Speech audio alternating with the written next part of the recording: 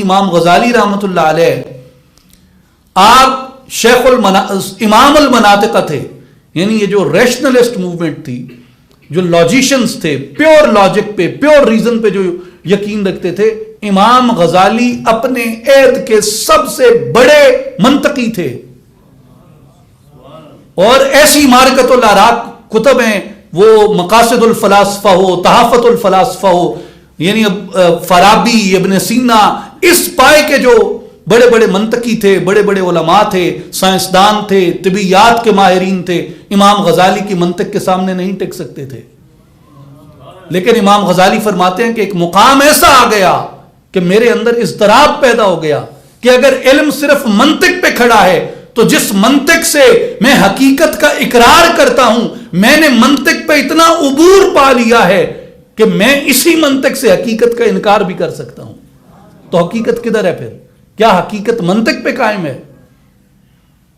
یہاں آپ کو اصول جو ہے عقیدہ کا وہ آپ کو یہ بتاتا ہے. اور جو سارا مقدمہ تھا حضرت علامہ اقبال رحمۃ اللہ تعالی علیہ کا، وہ یہ تھا کہ فقط حس سے کام نہیں چلتا، فقط عقل سے کام نہیں چلتا، حس اور عقل کے ساتھ مخبر صادق کی خبر ضروری ہے، جو سچ کی خبر دینے والا ہو. یعنی وحی، اور وحی کے خاتمے کے بعد، یعنی ختم نبوت کے بعد، وہ صوفیاء کاملین کا طبقہ ہے اللہ تعالیٰ نے جن کو باطنی علوم اور مشاہدات عطا فرمائے.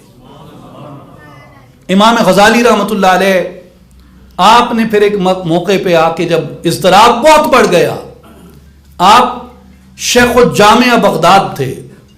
یعنی اس زمانے کا بغداد جو ہے وہ آپ ایسے سمجھیں کہ جیسے آج آکسفورڈ یونیورسٹی ہے، یا ہارورڈ ہے، یا کیمبرج ہے، یا دنیا کے یہ بڑے بڑے علوم کے مراکز ہیں. اس زمانے میں قرطبہ تھا، دمشق تھا، بغداد تھا. اور بغداد چونکہ خلافت عباسیہ کا دارالحکومت تھا تو وہ بہت زیادہ عباسی جو تھے وہ علم کے دلدادہ تھے. اتفاق اختلاف اپنی جگہ، مگر عباسیوں کی علم سے بے پناہ محبت تھی. یعنی آپ نے محاورہ سنا ہوگا کہ ہلاکو خان نے اتنی کتابیں دجلہ میں پھینکی کہ پانی سیاہ ہو گیا، پانی سیاہ ہو گیا اس کا کتابوں سے.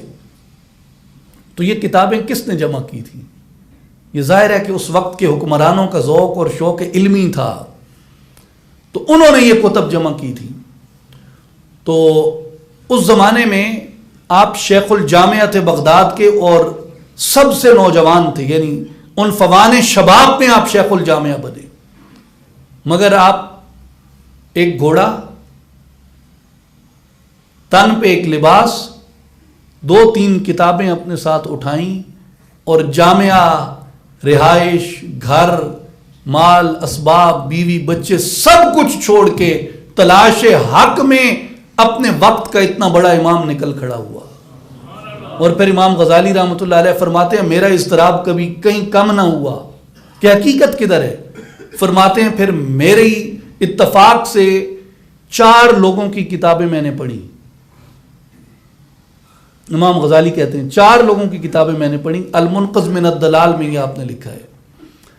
ایک حارث المحاسبی، دوسرے جنید بغدادی، تیسرا ابو طالب مکی، چوتھا ابو قاسم القشیری. ان 4 لوگوں کی کتابیں میں نے پڑھی، اور یہ چاروں صوفیاء ہیں.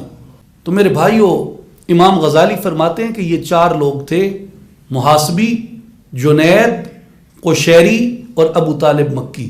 ان 4 کو پڑھ کے مجھے یہ معلوم ہوا کہ اگر حقیقت تلاش کرنی ہے تو حقیقت محض عقلی دلیلوں سے نہیں تلاشی جا سکتی.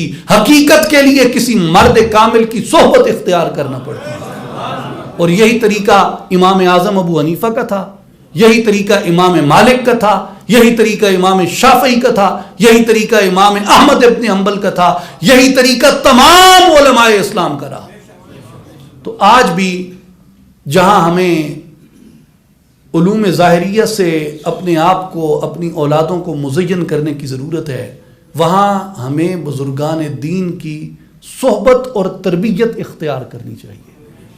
جو علم ہے یہ درس گاہ سے آتا ہے، اور جو حلم ہے یہ کسی شیخ کامل کی تربیت سے نصیب ہوتا ہے.